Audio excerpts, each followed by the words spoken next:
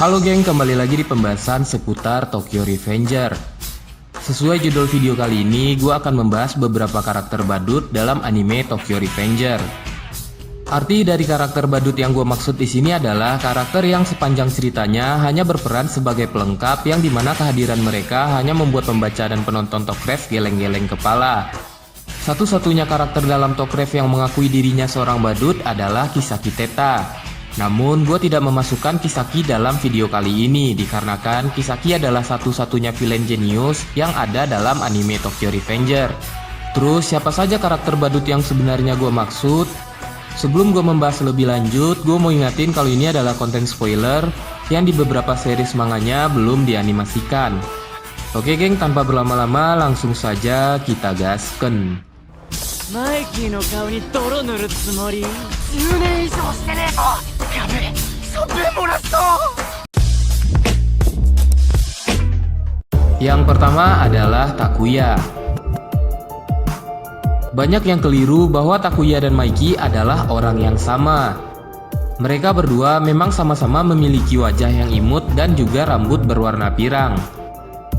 Perbedaan Takuya dan Maiki adalah Takuya merupakan karakter paling lemah dari semua karakter yang ada di Tokrev. Sementara Maiki adalah karakter terkuat yang sampai sekarang belum pernah dikalahkan. Ketika Takuya mendapatkan giliran bertarung dalam sebuah pertarungan yang dibuat oleh Kiyomasa, Takemichi pun terpaksa menggantikan Takuya karena Takemichi mengetahui kalau Takuya memiliki fisik yang sangat lemah. Terus kenapa gue bisa bilang Takuya adalah seorang badut?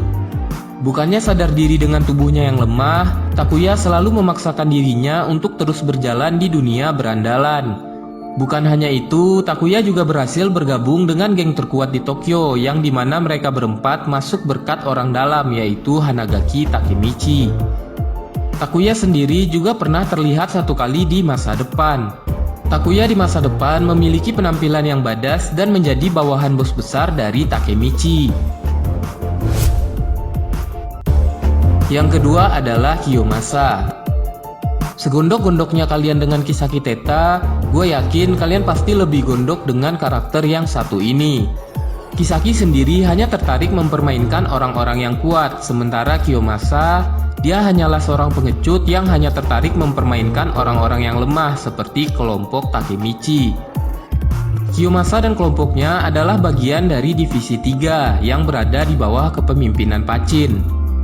Kiyomasa sendiri suka melakukan pembulian kepada orang-orang yang jauh lebih lemah dari dirinya. Dia bahkan melakukan pertarungan ilegal hanya untuk mendapatkan beberapa cuan, yang pada akhirnya dibubarkan oleh Bang Maiki dan juga Bang Doraken. Karena merasa dipermalukan oleh Doraken, Kiyomasa dan kelompoknya pun kemudian melakukan upaya pembunuhan terhadap Doraken sendiri. Tapi pada akhirnya, upaya pembunuhan tersebut digagalkan oleh Takemichi. Dan Kiyomasa pun terpaksa harus kembali melakukan pertarungan dengan karakter utama tersebut. Kelompok badut Kiyomasa terus-terusan menghina Takemichi karena Takemichi berkelahi seperti seorang pecundang, yang padahal ketua dari mereka semua jauh lebih badut dan pecundang karena bertarung menggunakan senjata tajam. Kiyomasa pada akhirnya berhasil dikalahkan oleh Takemichi, dan Kiyomasa pun kemudian tidak pernah terlihat lagi setelah arc dari Mobius selesai. Yang ketiga adalah Raja Badut dari semua badut, yaitu Lord Sion. Madarame Sion adalah penerus dari Izana Kurokawa, yang dimana dia menjadi ketua dari geng Black Dragon generasi ke-9. Sion dan kelompoknya selalu membuat kekacauan dan mengganggu kehadiran dari Kazutora, hingga pada akhirnya Maiki dan kawan-kawan pun kemudian membentuk geng sendiri demi melawan geng Black Dragon generasi ke-9. Ketika Toman versi bocil datang menghadapi mereka semua, Sion pun dikabarkan kalah oleh Toman versi bocil yang hanya beranggotakan 6 orang saja.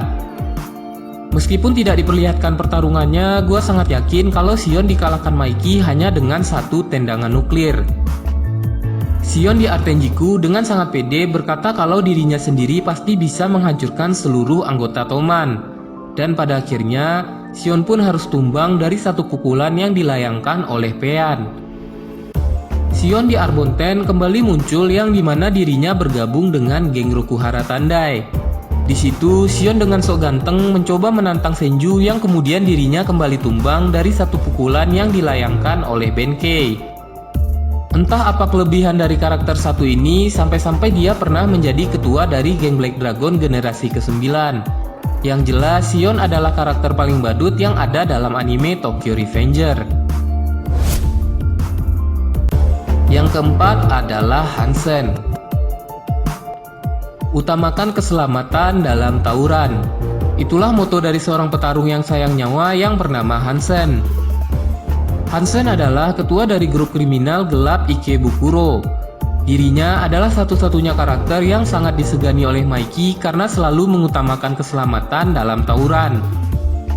Ketika Toman bentrok dengan Valhalla, Hansen dengan sukarela menjadi juri dalam pertarungan tersebut.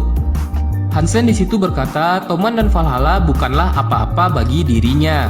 Jika ada yang melanggar aturan tersebut, maka Hansen tidak akan segan-segan untuk menghancurkan mereka semua. Gila. GG Bush. Karena mendengar banyak aturan dari Hansen, Kazutora pun menjadi kesal dan langsung mengalahkan Hansen dengan beberapa pukulan.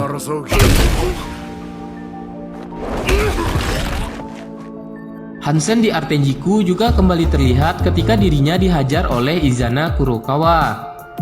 Bukan cuma Hansen, banyak petinggi dari geng lain yang juga dihajar, contoh salah satunya adalah si Tambun tukang makan.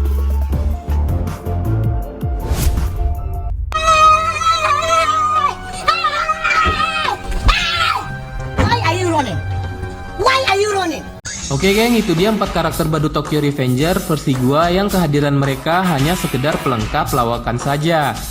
Jika kalian ada tambahan seputar karakter badut lainnya, mungkin kalian bisa komen di kolom komentar ya geng. Jangan lupa untuk subscribe channel ini agar kalian tidak ketinggalan info menarik seputar Tokyo Revenger lainnya. Sampai jumpa. Bye bye. いねえよなメビウス潰すぞ